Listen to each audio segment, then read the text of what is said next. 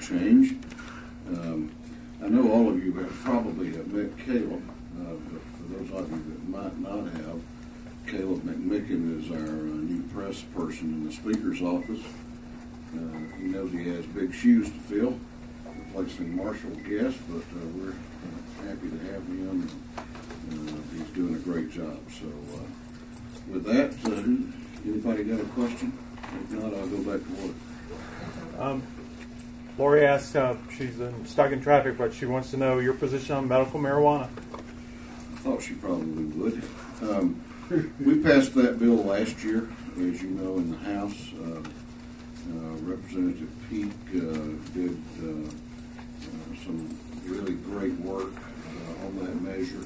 He has worked hard over the interim, working with the Joint Committee with the Senate to answer any unanswered questions. He's got a bill that I've not read his new bill yet, but you know, it's a measure that I support strongly. I'm hoping that we'll be able to get it out of the House fairly soon during the first part of the session. And you know, it's simply a measure that allows families in Georgia that have needs to deal with those needs and not be prosecuted. And so it's a priority of ours, and we're going to move on it. How far are you willing to go on that? Are you going to include other diseases? I don't know what the version of the bill as it is proposed now includes. There was some discussion of allowing some other conditions to be treated, and certainly that's something that we can talk about going forward. You've already got a Senate version that wants to open it up to recreational marijuana right. as well. What are your thoughts? That will not pass in the House. I don't support that. Last year, it got pretty hairy at the. I'm sorry, John. Last year, it was attached to, or it was together in a debate of the autism bill. Mm-hmm. Do you anticipate something like that again happening this year, or do you want to make sure that that thing gets debated on its merits by itself? I believe very strongly that both of the issues ought to be considered on their merits and debated separately. I thought it was very unfortunate that the bills got combined at the end. I don't think that was appropriate. There are different issues, and so I'm hopeful that we can discuss those separately and take each of them up on their own merits. Have you had any discussions with Senate leadership over that autism bill? That House leadership really put a wall up Not those recently. last few days? Not recently. So have you looked into the bill? Are you still opposed to something like that kind of proposal? Well, I'm opposed to any kind of mandate that makes it more expensive for small business to maintain employment here in Georgia. You know, it's I think we ought to make an environment for small business that's more favorable. Anytime you have an insurance mandate, you know, you drive up the cost of doing business, and so you know, I kept asking last year, you know, how much is this going to cost, and I never could get that answered.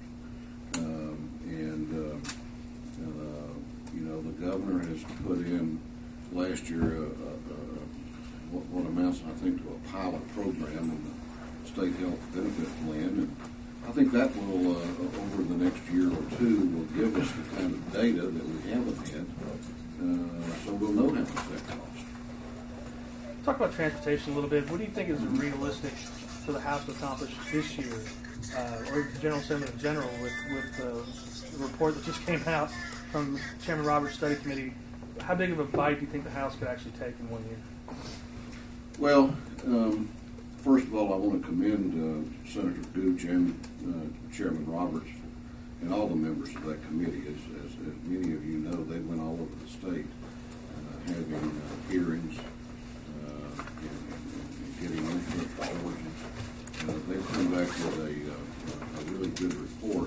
first key part of the report is they make a very compelling case for the needs that we have in transportation here in Georgia. Not just for enhancements, but for maintenance and repair. And it really is,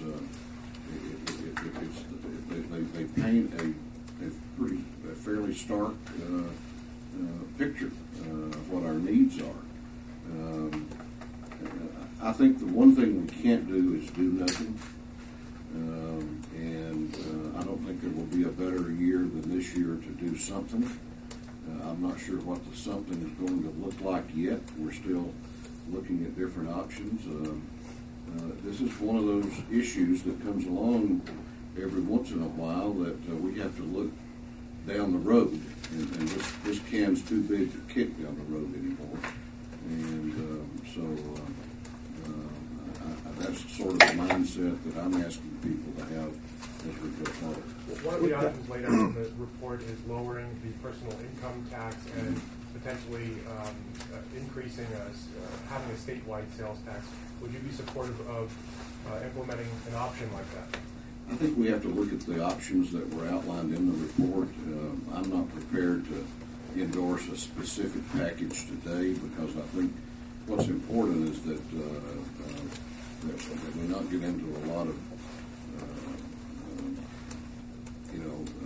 bickering over what it ought to look like. That we try to find a consensus on a reasonable long-term solution, and then see that through. So I don't know what the specific components of the package are going to look like yet. Being a non-election year. What you hope to do. The report said that $1 to $1.5 billion would be the bare minimum to take care of just repair, staving off disaster essentially, and then a completely separate issue with more money would be expansions to deal with congestion relief down the road, port opening and stuff. Are you just going to try and hold to the bare minimum, or are you just the repairs and stuff, or are you looking? Well, $1.5 billion is a lot of money, but we have a lot of needs.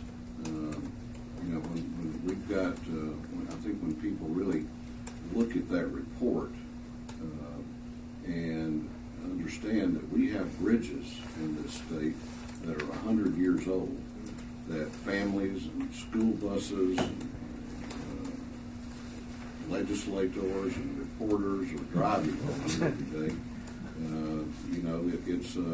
It's something I think that gives you pause. The report makes very clear the need for undertaking maintenance and repair, in addition to the improvements that you mentioned. Do you have any interest in, or is it a priority of yours to hold harmless the three regions that passed the T-SPLOST? Well, I think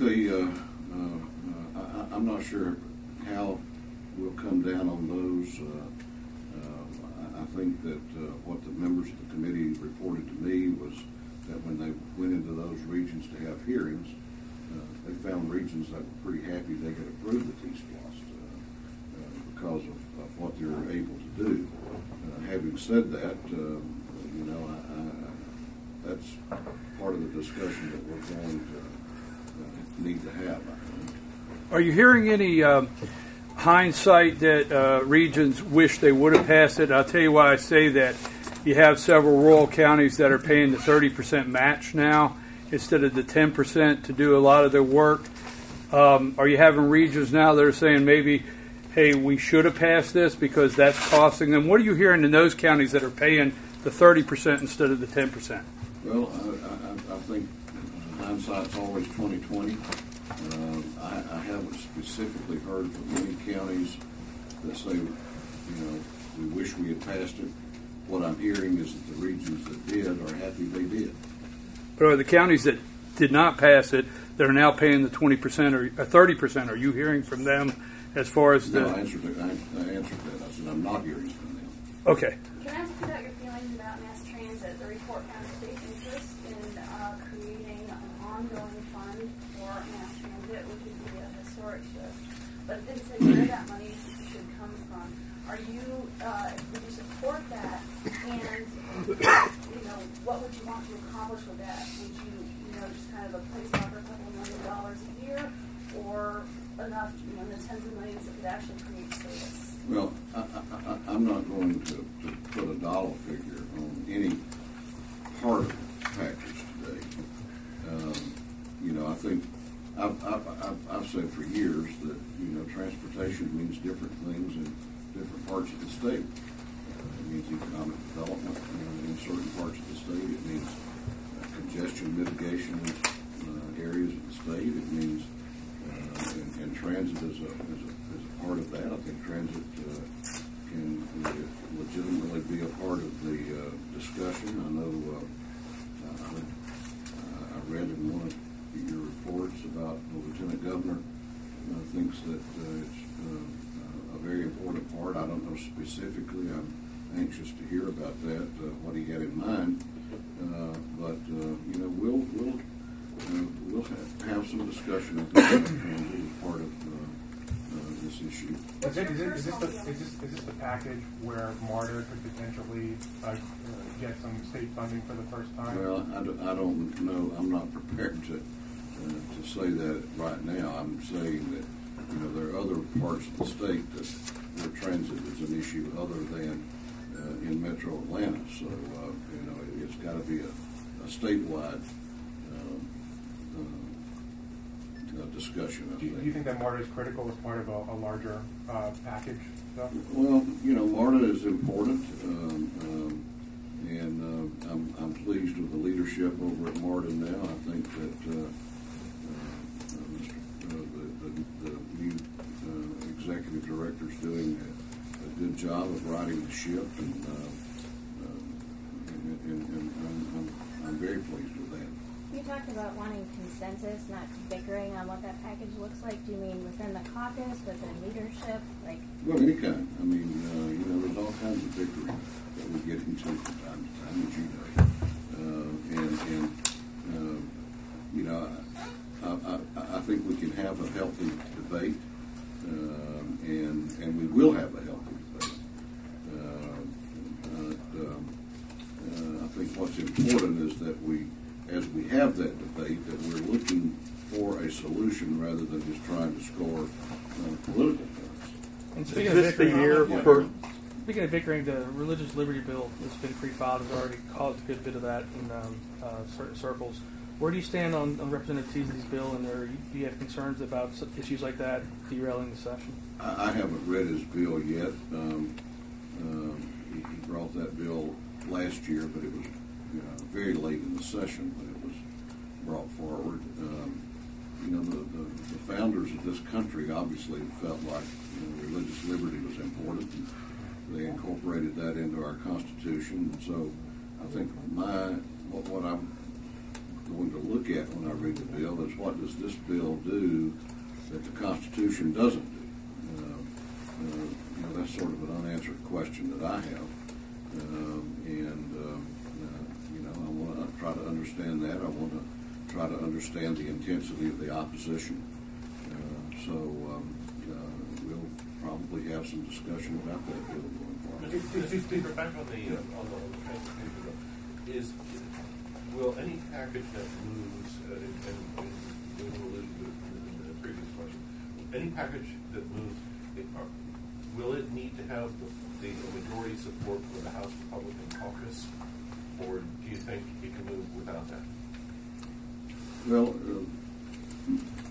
I anticipate that whatever moves will have a majority, the support of the majority of the Republicans in the caucus.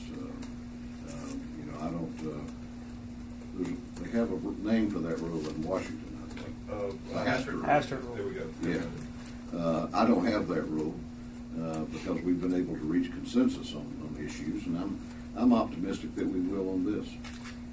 Who will carry the heavy burden of the leadership? I mean, will it come out of the legislature or the House? Will it be the governor? Who's really carrying the ball?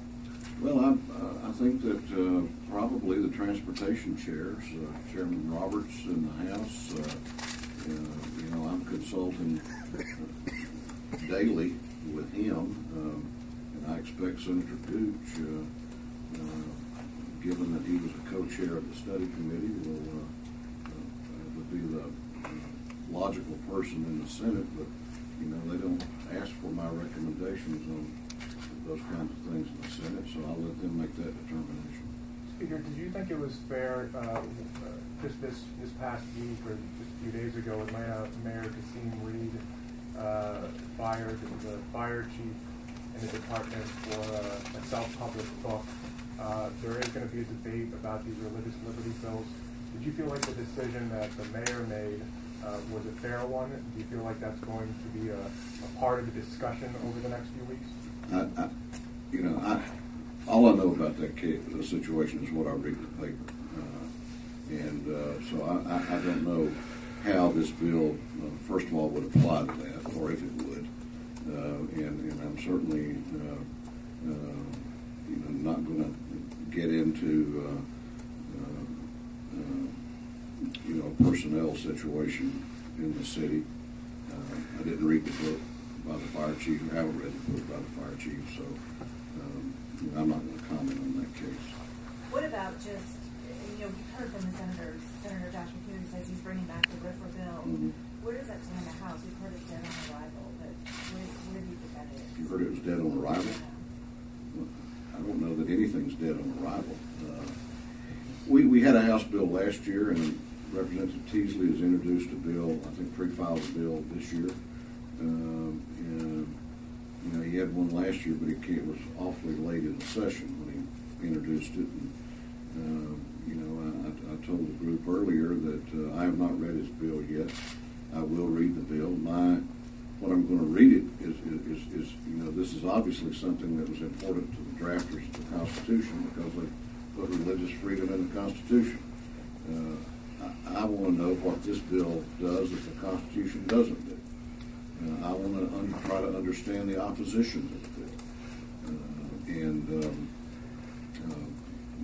Once I sort of get those answered, I think then we'll maybe talk more about the bill. Changing the subject, a lot of Republican-run states are moving to some form of Medicaid expansion that does bring in some federal money available from the Affordable Care Act. Do you see that getting any traction in any way in the legislature? That's just a dead issue. I haven't heard any discussion about that, and I haven't heard any regret, widespread regret, at least here in Georgia, about our decision not to undertake expansion. Can you get into then? There's been a lot of discussion though about how to stabilize rural hospitals. There's been a number of closures in the last several years. What do you see as part of the solution in stabilizing those, if not Medicaid expansion? Well, I think that one of the things I've heard discussed is that maybe a refocus on the mission of those hospitals may be something that we have to look at. I mean, I live in rural Georgia, in a small community, and I know the importance of those facilities in terms of emergency room care and that kind of thing. We may have to sort of reevaluate the mission of some of those. We've got the governor appointed a group last spring, a broad-based group that has been looking at some solutions, and I understand. I have not seen their report. I'm not sure it's finished, but I'm anxious to see, what their in-depth look at the issue suggests might be the best thing to do. Let me ask you about a budget issue that has become a political football between the House and Senate the last couple of years, the Invest Georgia Fund that was created by the legislature for venture capital investment.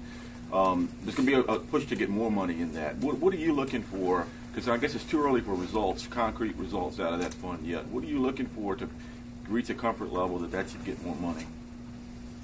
Well, I think, there are concerns by some that question how appropriate it is for government to be in that business. By the same token, I think that a case can be made that it does provide some stimulating effect to growing businesses here in the state. We've been, I think, cautious and conservative in the way we approach that fund, and I anticipate that will be the case again this year. Mr. Speaker, back on transportation, over the years, one of the things that keeps getting suggested from this corner or that corner is funding mass transit via the fourth penny. Looking at that from the general fund, transportation, and putting all that are a portion of it toward mass transit. Is that something worth looking at from your point of view? Well, again, I'm not going to endorse a specific part of the package today. I'm sure that as we go forward, I don't know that that is a recommendation by the study committee, and I have a lot of faith in their recommendations. And if that, somebody puts that on the table, then we'll talk about it. But I really haven't heard a lot of serious discussion about doing that. There was no specific, it was actually different from roads. With transit, there was no specific suggestion for where to get the money. And so that kind of, made me wonder, is it just a statement of philosophy and there will be no money, or do you support funding, actually finding money for transit? I think I answered that earlier by saying I think transit is a legitimate part of the discussion. The specifics of funding, I think we're just going to have to work out along with all the other components of the package as we go forward. Can I ask what you want to accomplish with transit? You've been pretty clear that with roads, you're very concerned about maintenance, the repair, the state of bridges. Those are some things that, burning platform issues they have to get taken care of. With mass transit, what is it that you, putting money aside, what would you like to accomplish? Are we talking expanding service? Well, what I would like to do is to hear from the planning people in transportation, hear their thoughts on that. I'm not a transportation expert, don't pretend to be. I believe that transit is a legitimate part of the discussion, but in terms of how it fits into solving problems long term, I'd like to hear some recommendations from those that are much more knowledgeable than I about that. Mr. Speaker, everybody's kind of been on transportation. Everybody's been dancing around asking how to do it. With a House full of Republicans and a non-election year, is this the year for a tax hike for transportation? I'm not endorsing any specific proposal today. What I'm saying is that I think doing nothing is not an option, and this is a good year to do something. And what that something is going to be, we'll have to see if we get where we get in terms of a consensus that the House and the Senate and the Governor are comfortable with, that meets our long-term needs. You know your House members. Do you think that they could accept it? I'm not ruling anything in or out.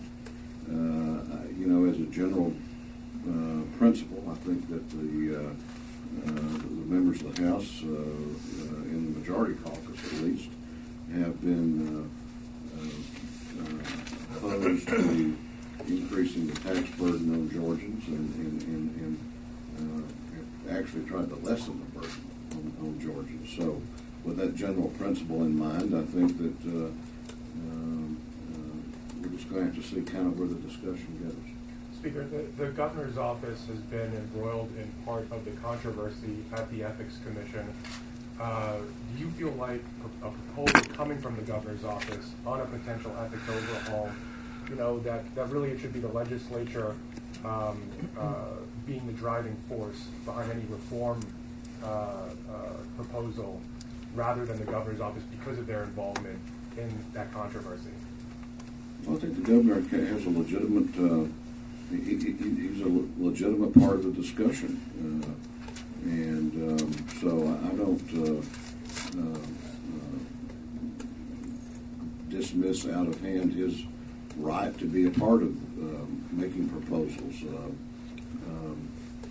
You know, I'm Does the involvement play any role at all, though, in moving forward? not in my mind. What are some of your other priorities that we haven't asked you about that you're going to be personally invested in seeing get done this session? Getting us out of here before we get too deep into baseball season. That's every year. Mr. Speaker, last year we saw a push to privatize some parts of GFACS. Where do y'all stand on that this year? I don't know what specifics are going to be brought forward. I actually supported a pilot program last year, and was I think we kind of fell apart right at the end over the specifics of how that would work. So if that's put back on the table, I certainly would not oppose looking at a pilot program for some reasonable period of time to see if there is a better alternative to the way we're doing things now. What are you looking for in the state budget? A pay raise of a certain amount for employees, or so much for education? Well, I'm hopeful that we'll be able to go back and help in education as we did last year. I think last year was a good year for education. I'm hoping that this year will be a good year. You know, what the measuring stick is, I think remains to be determined. We have some state employees, I think, that have been very patient through the economic downturn in terms of not receiving pay raises. I think that's certainly a legitimate subject for discussion. So I think those are a couple of things that I think are going to matter to me. The governor has talked about wanting to take a look at a recovery school district. I'm sorry? The governor has talked about wanting to talk about a recovery school district for schools and districts that are struggling to make their goals. Where do you stand on that at this point? I like what I hear on his proposal, and I haven't seen the specifics yet. I think we'll probably hear more about those next week. But I like what I hear. I think that gives parents a much needed choice in those districts. So I'm supportive of the concept to the extent that I've heard it described. The tuition tax credit scholarships, the opportunity scholarships, the $50+ million that's allotted this past year were completely taken within hours of them being available on January 1st. Representative Earhart, again, is going to be asking for quite a bit more money for that. How do you feel about expanding the pool of tax credits available for that program, or expanding the program in general?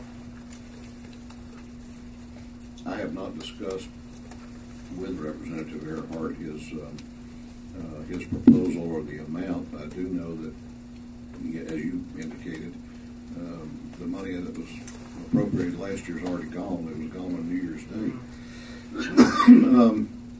I think I'm certainly open to at least a modest increase there.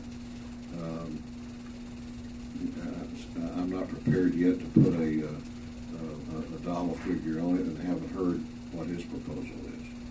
Mr. Speaker, on the transportation bill, do you foresee a multiple package of different, like raising the gas tax, or a lot of different, or just like some piecemeal solutions, or what do you think the best way to go about it? Well, I think that at the end of the day, you could well see a package that has a lot of different components to it that involved not only the motor fuel tax, but maybe an excise tax. I'm certainly open to looking at a combination of things that get us to where we need to be. What about governance for transit, some kind of administrative thing that deals with, as Mr. Lindsay says Tower of Babel of transit agencies. Okay. Oh, that like apparently there's this confusion of transit agencies in Metro Atlanta, Cobb Community Transit, Gwinnett County Transit, Greta, MARTA. And so a couple of years ago, your body had a study committee that put together a proposal for transit governance that would make it easier to create a funding stream, because that new umbrella agency would, then deal with the money, and you could have something set up basically to deal with doling stuff out and who does what. Is that something that you all have considered at all as part of this package? I haven't really heard any discussion about that, frankly. I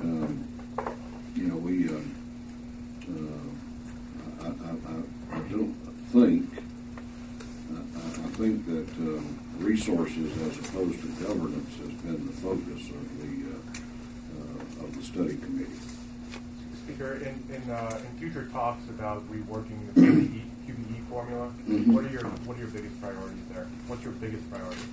We've talked about reworking that for multiple times over several years. I've heard the governor say, and I would support using a model to look at that over a year or two, such as we did with tax reform and criminal justice, because I think that we're obviously that we'd have to take a very thorough, careful look at that and do it in a very deliberate way, as opposed to trying to certainly do it within the context of a 40-day session. So you see that as a 2-year process? I think it reasonably could be a 2-year process. Absolutely. It looks like the cityhood issues will come back again, and I know that they've spent the last 9 months or however long looking with the special study committee looking at that. Your thoughts on that? You weren't too keen on it, I don't think, last year. Do you think that they've worked better together, taking that time to study the issues? I think we've made some progress. Obviously, those are issues that, when you say I wasn't too keen, what I'm keen on is those being resolved at the local level by local people. When you have the inability to do that, then obviously then it ends up here. And I think that, but we have tried to reach out and be inclusive and to come up with a solution that I'm told doesn't make anybody happy. So that may be a good solution then. Is it not good or good? Are you talking about specifically the DeKalb County communities? I think the recommendation of the subcommittee of the Government Affairs Committee was to move forward on that, as I understood it. So, but like you said, there's still those that are unhappy. Well, by saying that, I meant that maybe that was not a bad result to have, because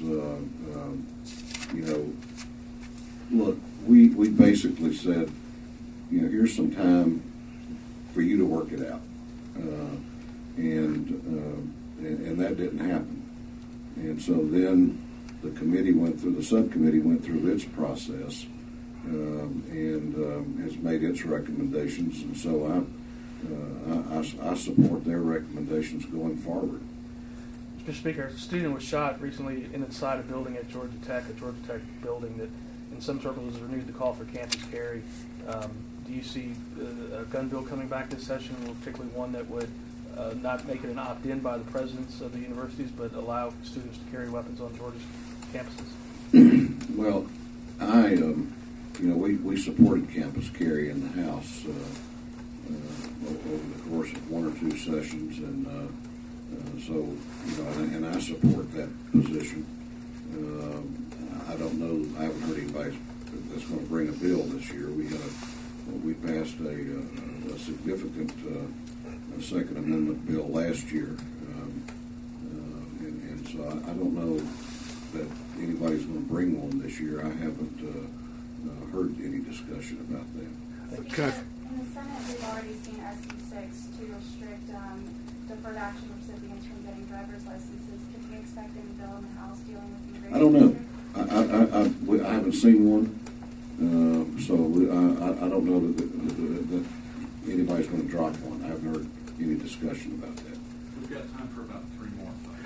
On the gun bill HB 60, Georgia Carry, are you discussing with them, or there's a lot of discussion that HB 826 had the provision for campus carry, but then there's the saying that HB 60 overrides it. Are you discussing with Georgia Carry? Have they talked to you, other gun rights advocate groups, about House Bill 826? No, I've not talked to Georgia Carry about that issue. Okay, but have you been in any discussions about 826 and 60 where it comes to carrying on campuses? No, I have not. I read a little bit about that issue. I have not been a party to any discussions, and I'm not aware of any legislation that's coming. Mr. Speaker, you've got a couple paradigm shifting fights brewing in the General Assembly. You've got Uber, which Alan Powell is taking a look at, and you've got the car dealers going after the Tesla business model. You got any insight on either of those issues, or are you going to let everybody hatch it out first? Well, I respect, that we had a little bit of discussion about that last session, and I anticipate it'll come along, and I'm not going to try to drive the discussion one way or the other, at least certainly on the Uber issue. I've got friends on both sides of the issue, and I support my friends. So, we'll kind of listen to the merits on each of them, and kind of see where it ends up at the end of the day. There's very interesting issues. Last question. Mr. Speaker, staying on cars, the local governments are finally figuring out the effects of the change in the birthday tax, and they're starting to talk about how they're feeling the pinch that a loss of revenue on the local level from not having that annual tax revenue. Do you anticipate any changes again to how we deal with car registration and car taxes, or some other way to try and make local governments whole? Well, I hear from a lot of car owners that are happy,